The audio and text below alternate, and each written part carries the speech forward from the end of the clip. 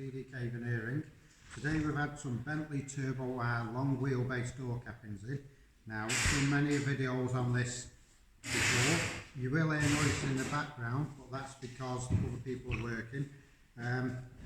Showing you on the videos before what door cappings do.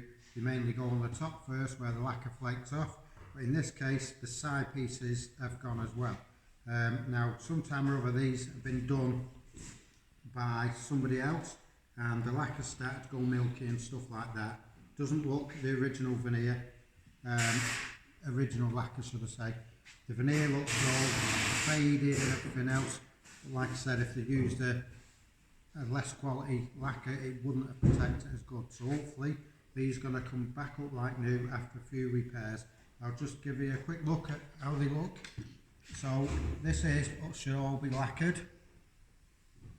This is the bare solid wood, and these pieces here is where the lacquer is that's all flaked off, and that is how I've shown you before on the other videos. If your Bentley Turbo R needs a re-lacquer, even though it looks like this, it doesn't necessarily mean that it has to be re-veneered.